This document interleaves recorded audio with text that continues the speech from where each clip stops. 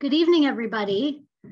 Welcome to our joint pain webinar series. My name is Elise Hilskamp, and on behalf of Premier Health and Premier Health's orthopedic specialists, I'd like to thank each of you for attending this evening. We are very glad to have you with us on this beautiful evening. I know you could be doing a lot of things outside probably, or just enjoying this lovely weather, but thank you for joining us this evening. Tonight, we are here to discuss joint pain. As you may know, joint pain is a common issue for many, so you are not alone. And the good news is that there are options available to help reduce pain, increase mobility, and get you back to the activities that you love. Our physician expert, Dr. Richard Davis, will give a brief presentation this evening on those options. He will also answer some of your questions following his presentation. To submit a question, if you go down to the bottom of your screen on your Zoom interface, you'll see that there's the mute button, the video button, a few other things, but there is also a Q&A button at the bottom of your screen. If you click on that, a box will appear and you may type in a question. So you can send your questions in at any time during the presentation tonight, but we will wait to ask all of the questions at the end. There's probably also a chat button on your screen as well, but please disregard that and send all of your questions via the Q&A button. That's what we'll be monitoring this evening. We will try to get to as many of your questions as possible tonight. Also, this seminar will be recorded, so you will receive a link to the recording via email in the next few days, should you want to go back and reference any portion of this evening's presentation. So without further ado, I will introduce our speaker this evening. Richard Davis II, Dr. Richard Davis II earned his Doctor of Medicine degree from the University of Cincinnati College of Medicine and completed an orthopedic surgery residency at Mount Carmel Health System in Columbus, Ohio. He also completed an adult reconstruction fellowship at the Southern Joint Replacement Institute in Nashville, Tennessee. Dr. Davis specializes in orthopedic surgery and sees patients in his Middletown and Monroe offices. He is a member of the American Academy of Orthopedic Surgeons and the American Association of Hip and Knee Surgeons. Additionally, he has participated in medical mission trips to Africa and Mexico. Dr. Davis practices at Premier Orthopedics, one of the largest and highly trained orthopedic and sports medicine practices in Southwest Ohio. The practice offers the full range of treatment options from exercise and physical therapy to injections, pain management, and surgery where needed, including minimally invasive arthroscopic and robotic arm procedures. With nearly 30 doctors in more than 12 locations, Premier Orthopedics is ready where and when you need help. So thank you again, Dr. Davis, for being with us this evening, and I will turn the presentation over to you. All right, well, thank you all once again for joining us this evening. So we'll dive right in here. So discussion topics for this evening will cover common causes of joint pain, getting the proper diagnosis, different treatment options that you have, both surgical and non-surgical.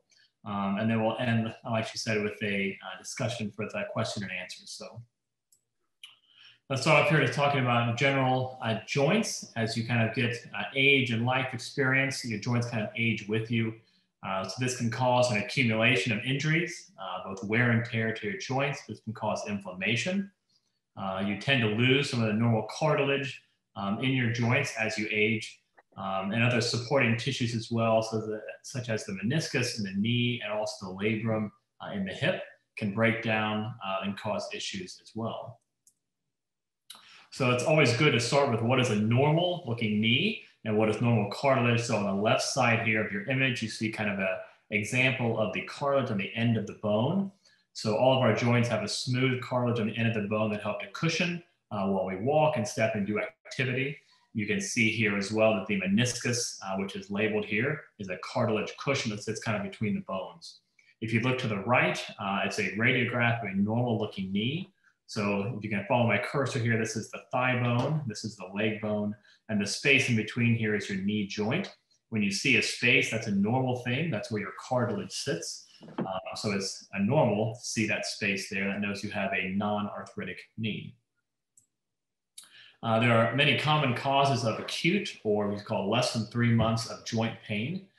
You can have an injury during a sporting injury or stepping off of a curb operated can cause a ligament strain or a muscle strain. You can actually fracture or break the bone. You can also have other cartilage tears within the joints themselves. Some people develop a tendonitis or a bursitis. That's simply where a tendon gets inflamed and causes pain. If anybody's ever had gout, they definitely know what that is. That's an acute inflammation within a joint. And then there's other causes of joint pain that are autoimmune or kind of caused by your own body. There are many causes of chronic joint pain. So this is where arthritis fits into that picture. Different types of arthritis. By far the most common is osteoarthritis, also rheumatoid and post-traumatic, meaning you've had a previous injury that has caused the degradation of that cartilage over time. People also can have other injuries that cause instability, that can cause things to heal in an abnormal manner that can cause arthritis over time as well, and that chronic joint pain. So let's kind of dive in here to osteoarthritis, which is where we'll focus today. We're going to focus on both hip and knee arthritis. But arthritis in any joint is simply where the smooth cartilage on the end of that bone starts to wear down. It's the most common type of arthritis, and you can see over 27 million Americans are affected by this. It's a frequent cause of pain. It can happen in any joint, commonly in the hips, knees, hands, spine, and so forth. And once again, it represents a loss of the normal cartilage. This is not a quick, it developed in 2 weeks. This is a over a year type process this develops. There's currently no cure for the arthritis. So the treatment focuses on relieving your symptoms and overall improving your function and your quality of life. So as we saw the normal cartilage in the picture before, this is a good picture of an abnormal cartilage. So you see these few areas here where the cartilage is actually worn down, and it basically exposes the underlying bone. So instead of that nice smooth covering that protects the bone, it basically bone starts to rub against bone. So in the x-ray here on the right, you see the space kind of here with my cursor is on the inside of the knee. You see that space between the bones. As we go to the outside of the knee, there's no space and the bone is touching the bone. And that indicates that all the cartilage on the end of that bone is worn out. And that is just what I call end stage or severe arthritis. So the hip, it's kind of a good example of the hip here. It's no different than the knee in the sense of how the arthritis develops. If we look here on the left, so this is the smooth cartilage on the top of the hip socket. So think about the hip socket as a ball and a socket joint, okay? So a smooth ball here, the socket is here on the outside. If we go here to the right, you can see that all that smooth, what's represented by kind of a light blue cartilage is worn out, and you see the underlying bone is exposed. These little areas here are showing bone spurs.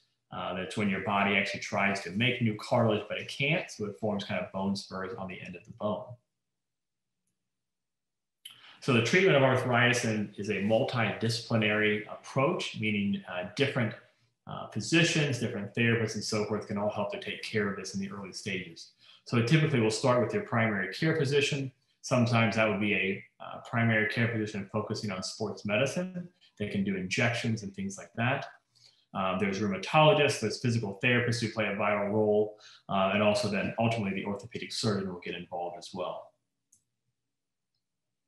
So when do you need to see your doctor? Everybody kind of likes to tough it out for a period of time, but typically when you have persistent swelling, locking or painful clicking with activity that occurs more than a couple weeks, pain that is not relieved by just resting, over-the-counter medications such as ibuprofen, Aleve, that's another indication to maybe see someone for that.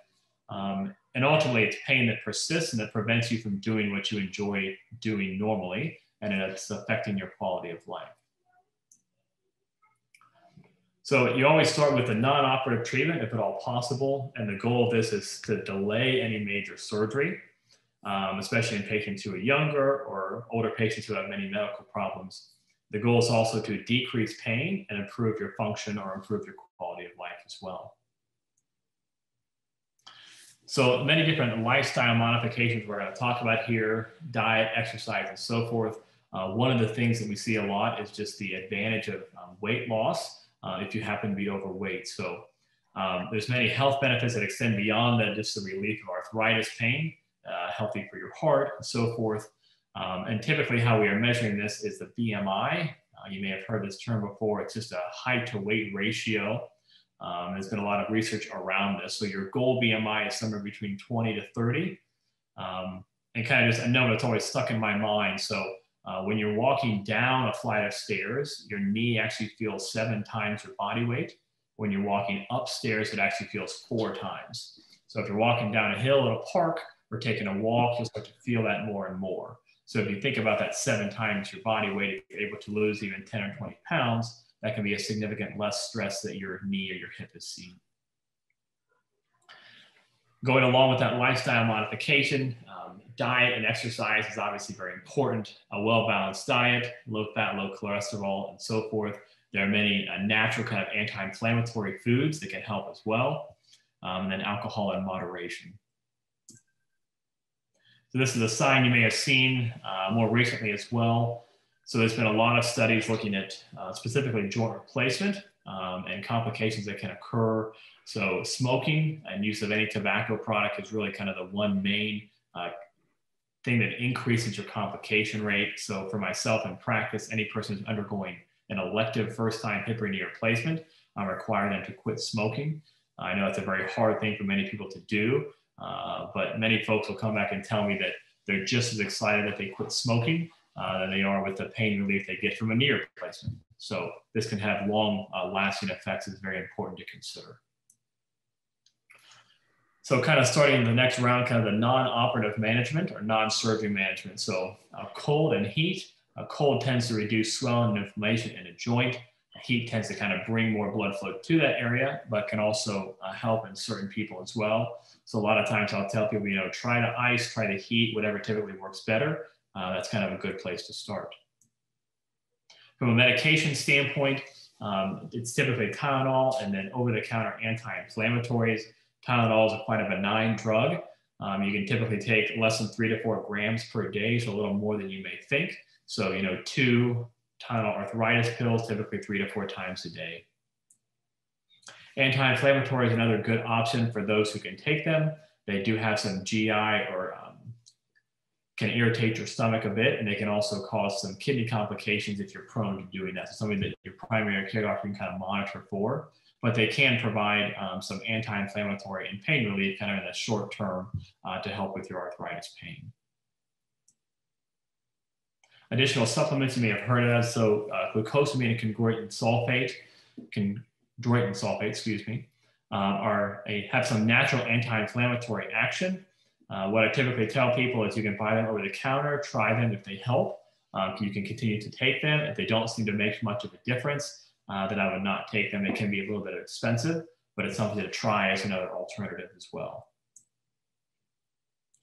Exercise is very important. So people who have joint pain, and specifically arthritis pain, I like to keep them as active as possible. Sometimes that will mean kind of adjusting what you do. So I have a lot of patients who enjoy walking, but long walks can kind of exacerbate your joint pain. So it's finding exercises like a stationary bike, an elliptical, even a road bike to kind of, that don't put the constant pounding on your joints, but can still strengthen your muscles and burn calories as well. So the physical and occupational therapists play a big role as well in both kind of the early arthritis treatment as well as after a surgery. The goal is to kind of strengthen your muscles around the joints, to take the stress off the joints themselves. It can improve some of your range of motion as well. So sometimes working with a formal physical therapist to show you exercises to do can be very helpful. So there's a lot of simple exercises you can do. They don't take any weights and are not very stressful on your body at all. Just a couple examples here on the right, your straight leg raises, your hip abduction exercises, and then your hamstring strengthening exercises as well, excuse me. These are exercises that we have handouts so we can give people in the office. A lot of times I will have someone work with a physical therapist kind of for the first couple of sessions to show them how to do the exercises with the proper form. The next kind of step in the rung after kind of medication is to consider injections. So injections are not required, but they're another option to relieve pain and kind of put off any major surgery. So the 2 types of injections are your cortisone injections, which is an anti-inflammatory. It's injected right into your joint. A lot of people are hesitant about injections, but the whole process takes about 5 seconds. And we do it in the office. And hopefully the goal is to get, 3, 4, 5 months of relief from this. And if they're continuing to provide relief, you can continue to do those. If the cortisone injections are not providing relief, the next option is more the gel injection, or what they call viscose supplementation. These used to be called the rooster comb injections, if you've heard that term.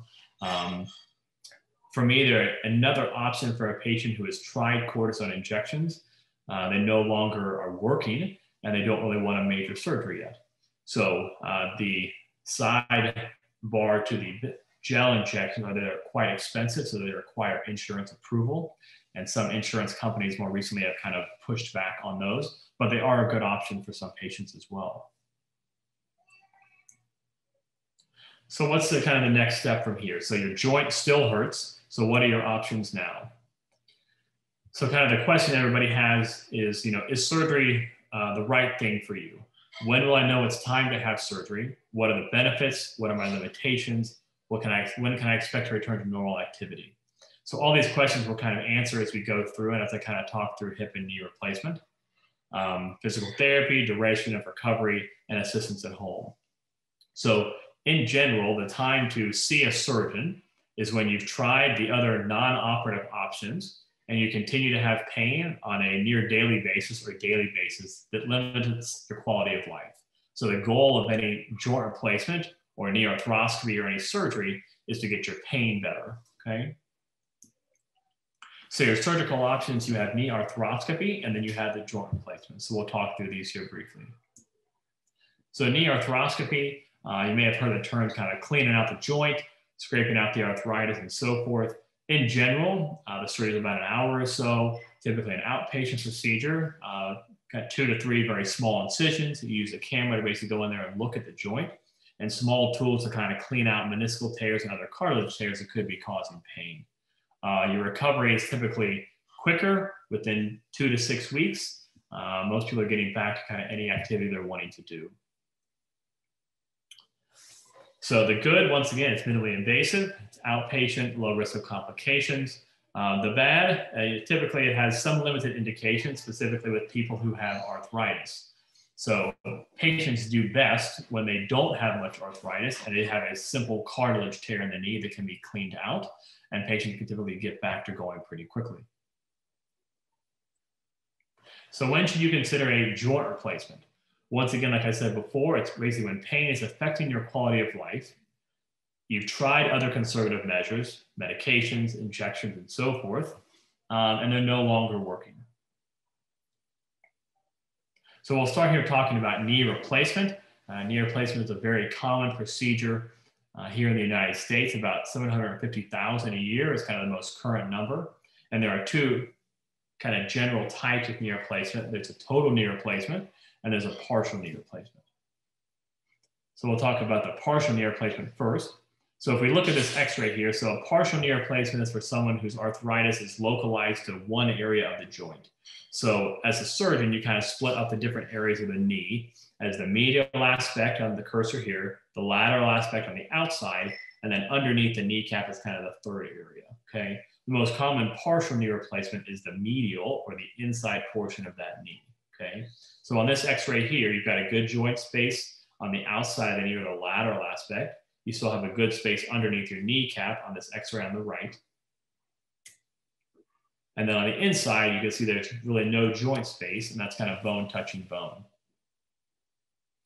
So a partial knee replacement here, as you can see on the x-ray in the center, it's basically just a metal and plastic components on the inside of the knee. So think about a knee replacement like retreading a tire is kind of the analogy I usually use. The tread on the end of your bone is worn out, and you're basically replacing that tread with a metal cap and kind of a plastic piece in between.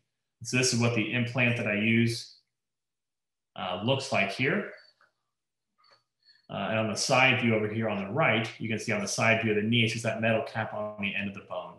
Typically with a partial knee replacement, your recovery is about 2 weeks quicker than a total knee replacement because it's less trauma on the knee and overall less surgery. A total knee replacement is when you're kind of recapping the whole end of the bone. So if we look here on the x-ray on the left, bone is touching bone on the inside of the knee. And as we go over here to the x-ray on the right, you see these bone spurs coming up along your kneecap or the patella bone. And that's indication that there's arthritis underneath that kneecap as well. So for these patients, and in my practice, they typically will do better with a total knee replacement. So total knee replacement can be seen here. Once again, it's a metal cap kind of on the entire end of the bone, that same kind of retreading the tire mentality. And it's made of plastic and metal parts. So the metal is cobalt chrome, and the plastic is a highly cross-linked polyethylene, is kind of the technical terms of it. The goal of either one of these partial or total knee replacement is to provide pain relief for you. So typically on a total knee replacement, surgery lasts about an hour and a half or so. Nowadays, we're typically getting people out of the hospital the same day of surgery and getting them home, okay? The important thing after a knee replacement is to work with a physical therapist to work on your knee range of motion. So for the first 6 weeks after a knee replacement, either partial or total, you're working with a physical therapist 2 to 3 times a week to regain that motion, okay? Knees like to get real stiff on you if you don't use them. So the therapist really helps with that. It is a vital part of that recovery process. For my patients, typically after 6 weeks, we're starting to get you back to kind of any activity you want to do. Total recovery is about 3 months. So people who are going back to kind of like a desk job, usually by 6 to 8 weeks, you can get back to that. People who are going back to a manual labor job or a job where you're up on your feet throughout the day, typically about a 3-month recovery from that, okay? You can make short kind of improvements over the first year, but nowadays a knee replacement should last you 20 to 30 years. So good longevity, and it's a great pain relieving procedure. One of the newer things that's been out in probably the past 10 or 15 years, and recently Premier has kind of offered this as well, is a robotic assisted total knee replacement. So there's different ways to do a total knee. Think about the robotic assisted as kind of just an extra assistant in the room to kind of help with certain things. So I don't want you to think that the robot is doing the surgery, but it's the surgeon kind of guiding the robotic hand as an assistant to hopefully add some precision to your case. So as you can see in the picture here, this is actually the robotic arm. Keep skipping on me, I apologize. This is the robotic arm here that actually kind of sets some of the cutting blocks that help to make some of the cuts on the knee.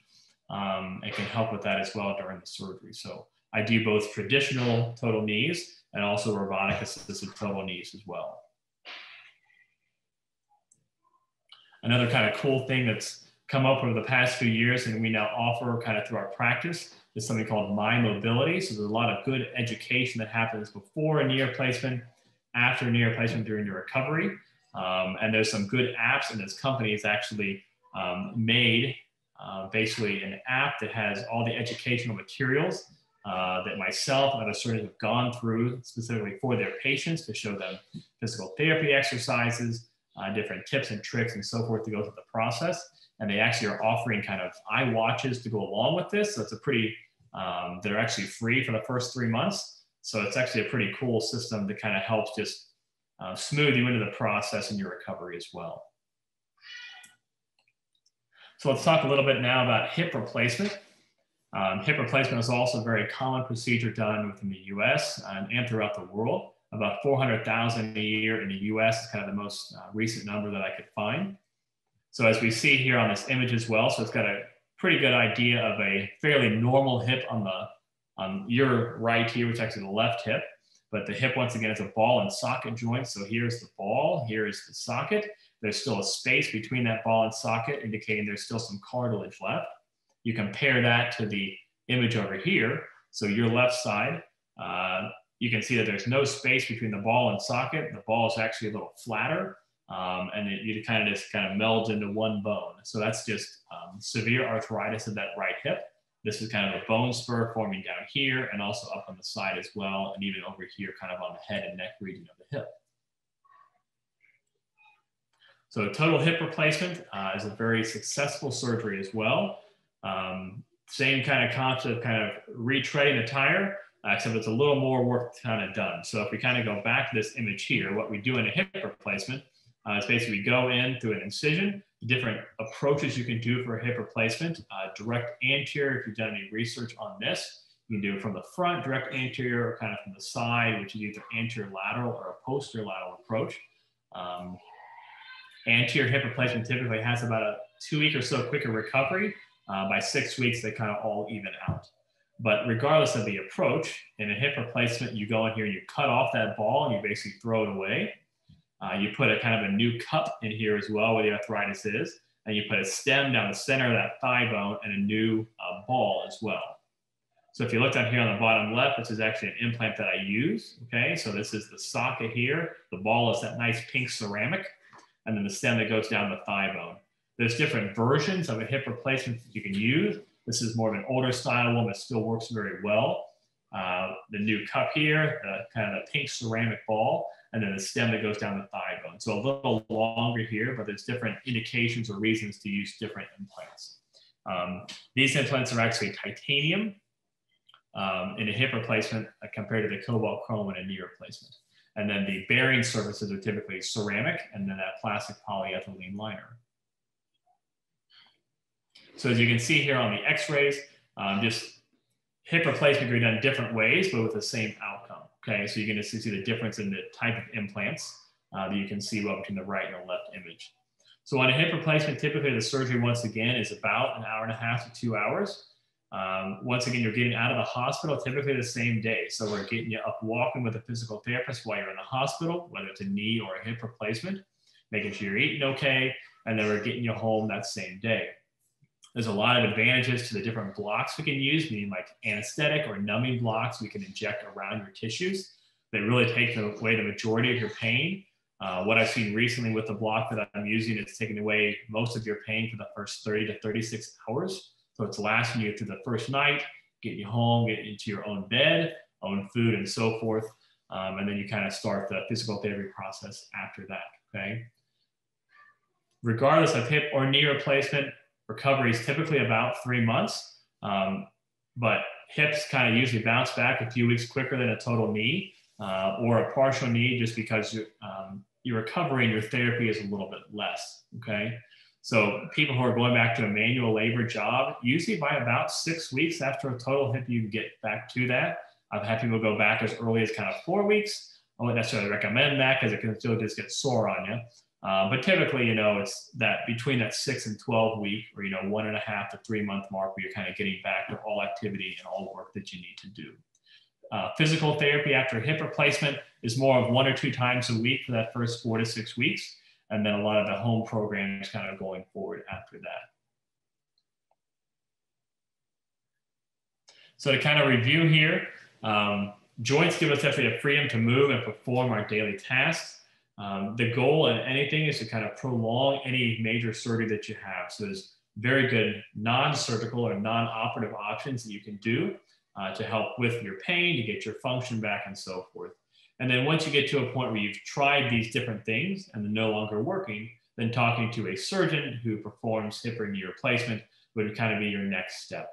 So any type of treatment of arthritis is what we call the multidisciplinary approach. So it's the surgeon, the primary care doctor, the physical therapist, and many people are involved in this process we all work together to get your pain better, your quality of life better, and get you back to life and doing what you want to do. So I would encourage you, if you have any type of joint pain, you haven't seen anybody for it, kind of start down that process. And we'd be more than happy to get you feeling better and get you back where you need to be. So I thank you for your time and for listening. And then we're going to kind of open it up here to the question and answer session for anybody who has questions. Thank you, Dr. Davis. I appreciate it. We did have a few questions come in while you were talking, but if you, anybody who wants to submit questions, now would be the time. I'm going to start out with the first one. I've heard that cortisone injections may be problematic for patients with glaucoma. Is that true? And what about the gel injections? Sure. So cortisone injections are very much localized to the knee joint. I'm not specifically aware of any direct effect on glaucoma. I think taking oral steroids, meaning through your mouth, just gets more throughout your body. So I don't have that as a contraindication or to doing a cortisone injection. So I will still do cortisone injections in a patient who has glaucoma. And then with the gel injection, just a different type of injection. So it's a synthetic injection. I kind of think about it like motor oil. It's clear, it's not black like motor oil, but it has some lubrication properties, and then it also has some anti-inflammatory properties as well. So another option as well to get some pain relief for you. Okay. How do you know when your hip or knee replacement has worn out after 20 or 25 years, and what happens then? Sure. So that's a great question. So I do primary or first-time hip and knee replacement, and I also do all the revisions. So I see those kind of patients routinely in the office. So typically, as long as a joint replacement is not causing you pain, then I wouldn't worry about it. I mean, typically when you get over 10 to 15 years after a joint replacement, it's good to kind of check in with your original surgeon or somebody else if they've retired or moved away every couple of years just to get some x-rays. But pain is the first indication that something is not going right. So on a knee, it's kind of just anywhere kind of around the knee pain. And then for a hip, it's typically, in the front in the groin, on the side, or kind of in your deep buttock that kind of just starts to ache. It just doesn't feel right and something's going wrong. So. Okay, our next question is it ever too late to have knee replacement surgery? So great question. So no, it is never too late. It's more about your overall general health. So I've done joint replacements on people in their late 80s and early 90s. If they're active, if they're healthy otherwise. Obviously, we involve your primary care physician, any other subspecialists you may see, such as your heart doctor, lung doctor, and things like that, to make sure we're all on the same page. I think you'd be appropriate to undergo that. But age in itself is not a reason to not do surgery. It's more about your overall activity level and quality of life that you're looking for. Why are some patients discharged from surgery to a rehab facility? Sure. So in general, we try to get people to their own home as much as possible. Just for the basic reasons of it's your own bed, it's your own food, your family's around you, and so forth. For me, the biggest indication to go to a rehab is someone who lives alone. They don't have family or friends nearby. Some people have, had children, they've all moved away and they're kind of left alone. And that may be an indication to go to a nursing home or rehab for a few weeks, for the first couple of weeks after the surgery. I still try to encourage people, if you had a family friend, a friend from church, or someone who could be available to you kind of 24 hours a day for the first couple of weeks, not necessarily stay with you, but just be available, you'll most likely be more comfortable at home. But the option is there, and there's some very good nursing home rehab facilities locally that we can send you to. Next question is, I would like to see if any non-operative approaches may be helpful for me. What is the next step that I should take? So in general, it's starting with your primary care physician and seeing if there's a medication they can put you on that may help. Some primary care physicians will actually do the cortisone injections, which is great. If not, then you call an orthopedics office. Typically, they will have a sports medicine physician that can see you for the injections or see the surgeon directly. But it all kind of starts with the primary care doc. Do you use X-ray and MRI to diagnose the severity of arthritis? So typically X-ray is enough. People who come in with new pain and their X-rays look normal, that's when you kind of go to the MRI. But if you're already seeing that kind of joint space narrowing or where that space between the bones is going away, that means you have arthritis, and an MRI doesn't really give you a whole lot more information. Do you like to see a patient reach a particular age range prior to knee replacements? This particular gentleman says he's bone on bone. He exercises daily to keep his mobility, but he's got daily pain and a limited range of motion, and he's in his late 50s. So late 50s is a common age that we see. I've done hip replacements as young as kind of their mid-20s for people who have had congenital things done. Ideally, you'd like to kind of put it off. But once again, if you're in your 40s, 50s, 60s, you've tried other things, it continues to hurt you, it's very reasonable to consider undergoing a knee replacement or hip replacement.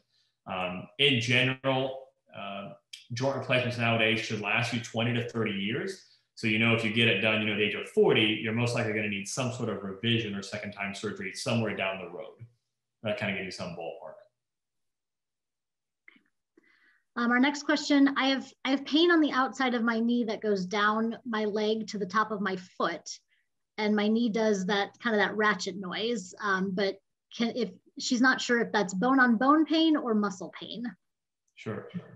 So that's something that you can get kind of looking at you with an exam, you can kind of tell a little bit of. Typically, if your knees are starting to kind of get that knock-knee look, and your foot's kind of going out to the side, that's indication of kind of arthritis on that outside of the knee that could be causing the pain. Anytime you have pain that kind of shoots down to your foot, it always makes me think of kind of your back or your sciatic nerve too. So all those things can kind of be figured out by kind of seeing you, talking with you, and examining you as well. Could be arthritis, could be other things too. Is there a relationship between chronic bursitis and osteoarthritis? No. So bursitis is simply, so bursa is like a little fluid sac that kind of sits between either the bone and a tendon, or kind of your skin and a tendon. They can kind of get inflamed over time. And usually it's related to more kind of either muscle weakness or just kind of tendon irritation. So they're commonly seen together, yes, but one does not lead to another. Our next question is, how do you feel about having both knees done at the same time? You got to be a very motivated person to do that. So it's kind of having two major surgeries at once. So typically the patient I'm doing that on is someone kind of in their 50s, 60s, very active, does not have any other major health problems, and kind of has the motivation to do it. So one of the main reasons to not do that is if you've had any other heart issues in the past, a heart attack, any abnormal rhythms of your heart, things like that.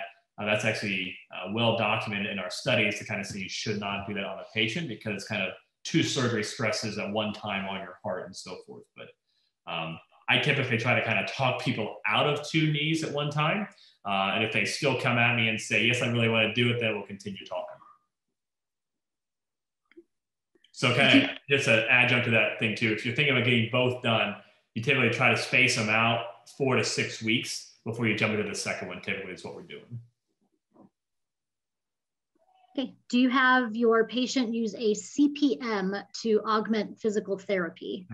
So I do not use CPMs. So it's been quite a few studies in the past 5 to 10 years looking at that, and they've shown that they don't make a difference compared to just working with a physical therapist. So a lot of patients have had a knee replacement done 10, 15 years ago. They really liked it. I've actually tried to get a hold of one for a few patients, and I can't really find them locally through Premier. So we don't typically use them anymore, no. Our next question is, what BMI is acceptable for you to do surgery? Great question. So most surgeons nowadays have a cutoff or a level that they won't do surgery over. So my BMI cutoff is 40. Some surgeons go down to 35 and 30.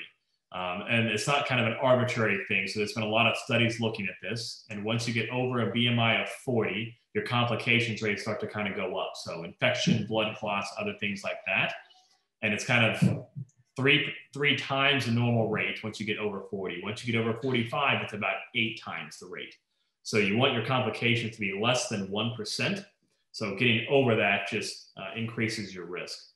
Knee and hip replacements work great. If you get an infection or other complications, it's a big deal. So we try to decrease those complications as much as possible. Okay, I have about 3 more questions. If there's anybody else who still has questions, please feel free to keep them coming. These are all great questions. Are there any major medical technological advancements on the horizon that would make waiting a bit worth it? Great question as well. So everybody kind of wants to find the golden thing of how do I grow back the cartilage. There's been a lot of things tried with stem cells and things like that. And to my knowledge, no one's figured out how to get that stem cell to attach to the bone where it needs to go to then grow the cartilage that you need. So from that standpoint, preventing arthritis, no, I'm not aware of anything that's really been shown to work well consistently. On a knee and hip replacement standpoint, a lot of the research was done around the polyethylene, or that plastic piece that sits between the areas. In the older designs, that typically wore out quicker, and that kind of caused all the problems. Nowadays, they manufacture those differently, and they typically work a lot better. So a lot of the advances are more in kind of just the surgeon who's doing the surgery knowing how they're doing it, how they're doing it properly. They can give you kind of the best outcome. So regardless of kind of what implant design is used or what company makes the implant, it's much more important to have a surgeon who is skilled at what they're doing and can utilize the technology that's there. Okay, this individual had an accident about 6 years ago and ripped her meniscus. She had a surgeon that cleaned out the tear a couple times and then told her that she had no meniscus left and needed a knee replacement.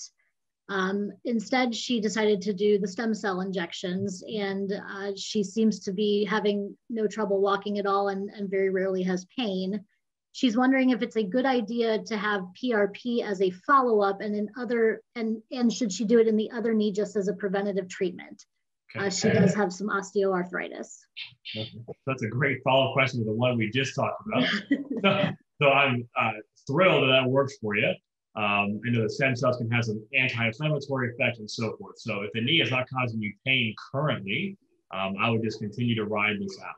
So if it starts to have pain again at some point, PRP, once again, it has some anti-inflammatory properties. It's been shown to work. One of the guys in my practice does that as well. It is an out-of-pocket cost. Insurance does not cover it, at least any things that we have seen so far, maybe coming down the road, but is another good option. I don't think there's any studies to look at preventative injections. I think that until you start having pain, then I wouldn't necessarily look into it more. So if your other knee starts to hurt you more, that's when you kind of start that process of figuring out what to do next. Okay, I've had several more questions come in, so we're just going to keep going. These are amazing questions, everybody. Does a total knee impact the ability to play golf? Great question. I love playing golf. So no, it does not. So the only thing, either hip or knee replacement, the only thing I tell people to really not do is basically if you run marathons, you probably shouldn't do long runs again. It'll just kind of wear it out quicker. So different surgeons have different preferences on this. But for me, like I want to get you back to your quality of life that you were before. So the thing that you'll find after a knee replacement is kind of that pivoting exercise. So when you swing back and come through, you kind of pivot off that loading knee. So if you're right-handed, it's your left knee. And those pivoting motions in the first, couple months can just be sore because it's kind of remodeling that scar tissue and kind of breaking that up again too. But once you get, a couple months out, you basically get back with no limitations. So you can play basketball, you can play tennis, you can go hiking, kind of whatever you need to do. Does osteoporosis cause a problem with surgery? So great question as well. So it can. Typically, so osteoporosis is what we call a quantitative thing. So your bone density or how strong your bone is diminished over time as you can get older. The other thing I screen for as well is low vitamin D, and that's more of a qualitative for kind of the type and strength of your bone too. So patients who kind of have the combination of both, on a knee replacement, it's not so much of a deal because typically you're cementing the knee replacement parts onto the bone. In a hip replacement, it can put you at a higher risk of a break in the bone during surgery. So that's kind of the surgeon knowing that going into it, and they can make different adjustments as they need to. Two more questions as of right now. How do you determine if a patient is a candidate for robotic joint replacement versus not robotic? Sure, good question. So there's no real indication for one way or another. So a lot of it is surgeon preference and kind of how you were trained and kind of what you're doing now. So the robotic knee replacement has been shown to kind of decrease the outliers or, the surgeon making cuts that are not that great and causing issues there. There's also different ways to check that without a robot, kind of just during surgery. So how I typically check that without a robot now is just with an X-ray, make sure my cuts are good, exactly like I want them, and go forward. So there's no real indication for someone to do a robotic surgery or not. A lot of it is just surgeon preference at this point. So, but it's really cool technology, and it's just another kind of advancement that kind of we've been able to do. Okay, a few more questions. This has been a very good group with their questions this evening. I'm very impressed. Can a person that works from home on computers still work after knee surgery? Yes. So the first, I kind of call it the first 2 weeks after knee or hip replacement, the what did I get myself into phase.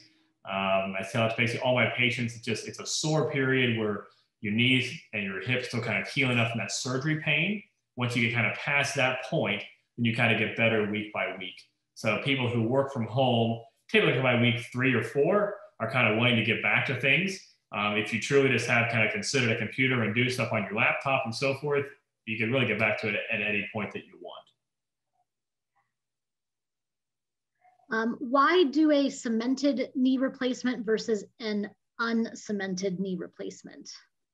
So great question as well. So both designs have been tried over time since knee replacements came out. So I still actually saw a uncemented knee replacement from 20 years ago, okay? They kind of phased out for a while and they kind of come back. So typically a cemented knee replacement is done on patients who have stronger bone. But I use cemented knee replacements for all of my patients. So a lot of it, once again, is surgeon preference of what they've been trained with and what they trust the most. I know that if I cement an implant on the end of a bone, it's not going anywhere, and it should be there for 20 to 30 years going forward. So great question. Once again, it's a lot of just surgeon preference. Both work very well. Both have good long-term track records. So you should be confident with whatever you have that it'll work out well for you. If arthritis breaks down the bone, will arthritis affect the new joint replacements? Good question. So think about arthritis as that kind of the tread on the tire that's gone, okay? So once you replace the tire or you replace the tread with those metal components on the end of the bone, the arthritis is gone for good. It does not come back. So I get that question a lot. So it's a great question, but the arthritis goes away, does not come back again. If you have osteoarthritis in both your knee and hip, would one be preferred over the other to have surgery on first based on best recovery? Yes, great question as well. So typically, if the severity of arthritis and the pain that you're experiencing is the same, typically you're doing the hip first because it makes your knee physical therapy and recovery easier. So you got to work on your range of motion of your knee a lot after surgery. And if your hip doesn't move very well or it hurts, it kind of limits what you can do with your knee. Versus a hip replacement, you're not necessarily as worried about all the range of motion. That tends to come a little more naturally. So hip first, then knee. And this is our last question, at least from what I have. So I'll make one last call for questions. And I thought this was a good one to end on. How do you know if you have a really good surgeon? Technically, I guess we can't ask the follow-up question, but technically your personality. So, you have to trust the person that who's operated on you. So, I try to spend ample time with my patients, especially when I'm signing them up for surgery, so that they trust you, you trust them. You have to have that good trusting relationship going into the surgery itself. And as the patient, you have to know that the surgeon is doing what is best for you, and will always do that kind of going forward. So I encourage people to ask around. There's plenty of surgeons in this area. Find someone who's had a hip or knee replacement, ask them who did it, and see, what were they like? How did you do after your surgery and so forth? You'll always hear kind of the horror stories. You'll always hear like, oh, it was a breeze. Everybody typically falls somewhere in the middle, but just ask around to other people and then just meet your surgeon and talk with them and make sure you feel comfortable with them before you undergo surgery. Okay, great questions. Like I said, everybody, thank you so much, Dr. Davis, for your informative presentation.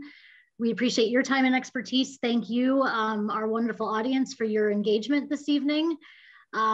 Really, thank you so much for joining us. I hope that you found the information that we shared useful this evening. We feel very privileged to be able to be with you tonight and hope that you consider us for any healthcare needs that you may have. If you'd like to learn more about Dr. Davis or his practice, Premier Orthopedics, you can visit premierorthooh.com.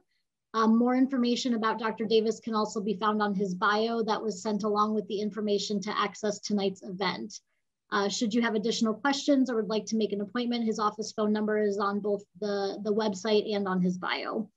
Last but not least, as a reminder, this seminar was recorded this evening. We will email you a link to the recording should you want to go back and listen to some or all of this great content again. And as soon as it is available, we will share that with you via the email that you received this link tonight. Along with the recording link, we will also share a link to a very short survey on tonight's program. So we value your feedback and would very much appreciate it if you could take a few minutes to share your thoughts with us so that we can kind of shape any future events. Obviously, the virtual events are a little bit new for everybody, and we're trying to see what's working well and what we can continue to improve on. So thank you again for joining us this evening. Have a wonderful night, and thanks again. Yes, thank you all for joining us.